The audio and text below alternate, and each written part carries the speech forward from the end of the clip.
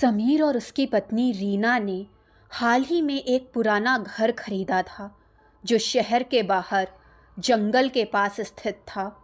ये घर कई सालों से बंद पड़ा था और पड़ोसियों के अनुसार वहाँ अजीब घटनाएं होती थीं, लेकिन समीर को ऐसा कुछ विश्वास नहीं था।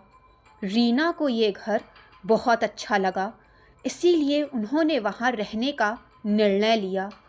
वो मानते थे कि ये सिर्फ अफवाहें थीं और नया घर उनकी खुशियों के लिए साबित होगा। पहले कुछ दिन सब कुछ सामान्य था, लेकिन फिर एक रात रीना ने घर में एक अजीब सी आवाज़ सुनी। ये आवाज़ किसी के खांसने की थी, लेकिन जब वो आवाज़ सुनने के लिए कमरे से बाहर निकली तो वहाँ कोई नहीं था। उसे लगा शायद ये उसकी कल्पना थी, लेकिन जब समीर ने भी वही आवाज़ सुनी तो उसका दिल दहशत से भर गया। वे दोनों एक दूसरे से ये सवाल कर रहे थे कि क्या ये सिर्फ उनका डर है या कुछ और। एक रात समीर को महसूस हुआ कि कमरे में कुछ अजीब सी ठंडक आ गई थी। उसकी आंखों के सामने किसी ने फर्श पर चलने की आवाज़ की, जैसे कोई भारी कदम उसके पास आ रहे हों। समीर ने रीना से पूछा, तुम सुन रही हो, ये आवाज़ कैसी है? लेकिन रीना ने किसी को नहीं देखा। वो बहुत सहम गई थी, लेकिन फिर भी उसने खुद को संभाला और समीर से कहा कि शायद ये उनके दिमाग का भ्रम है। रात को जब समीर और रीना सोने की कोशिश कर रहे थे तो अचानक लाइट चली गई। घर में अंधेरा छा गया और समीर को महसूस हुआ जैसे उनके कमरे में कोई और भी है। उसकी नज़रें डरी हुई थीं और फिर उसने देखा कि कमरे में एक काला साया धीरे धीरे उसके पास आ रहा था। ये साया किसी व्यक्ति जैसा था, लेकिन उसकी आँखें खून से लाल और उसकी त्वचा अजीब सी सड़ी हुई थी। समीर को ये साया घेरता हुआ महसूस हुआ। समीर ज़ोर ज़ोर से चिल्लाने लगा, लेकिन रीना को कुछ सुनाई नहीं दिया। वो चिल्लाया, लेकिन उसकी आवाज़ खामोश थी। फिर वो साया एक झटके से गायब हो गया। समीर की धड़कन तेज़ हो गई और वो डरी हुई हालत में बत्तियां चालू करने की कोशिश करने लगा। उसने महसूस किया कि ये साया उन्हें अपनी गिरफ्त में लेना चाहता था, लेकिन वो डर कर और ज़्यादा भटकने की बजाय उसे किसी से मदद लेने के बारे में ख्याल आया। समीर ने एक तांत्रिक को बुलाया। उस व्यक्ति ने बताया कि ये घर बहुत पुराने समय से किसी अपशगुन का शिकार था। यहाँ एक भूतिया आत्मा बसी हुई थी जो सदियों से घर में रहकर लोगों को अपनी चपेट में ले रही थी।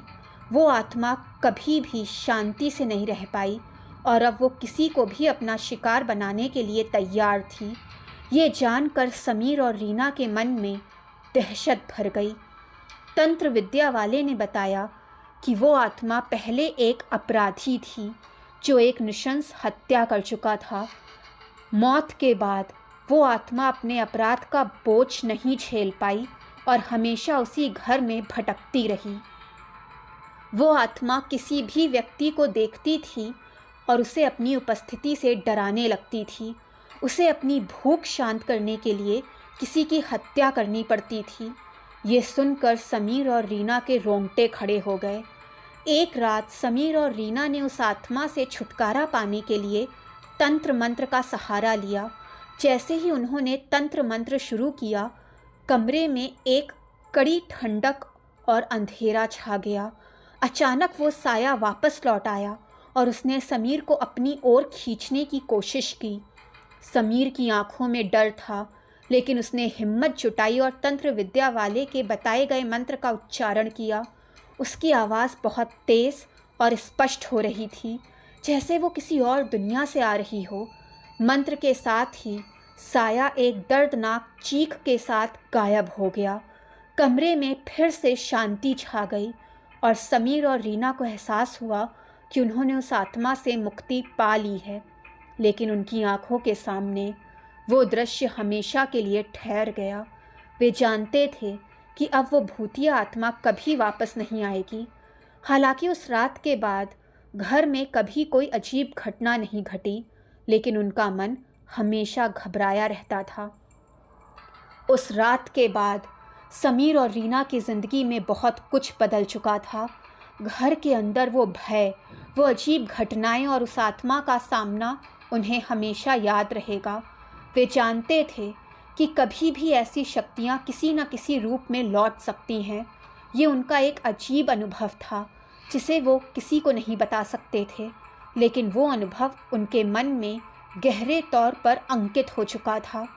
समीर और रीना अब इस बात को समझ गए थे कि कभी भी अपनी आँखों के सामने दिखने वाले अजीब और रहस्यमय घटनाओं को हल्के में नहीं लेना चाहिए। कभी कभी हमारे आसपास ऐसी शक्तियाँ होती हैं जिन्हें हम समझ नहीं पाते और वो हमें अपनी गिरफ्त में लेने की ताकत रखती हैं। वे अब कभी भी किसी रहस्यमय जगह पर बिना सोचे समझे कदम नहीं रखते थे। दोस्तों, वीडियो पसंद आई हो तो चैनल को लाइक, सब्सक्राइब एंड शेयर करें ताकि चैनल की नोटिफिकेशंस आपको मिलती रहे।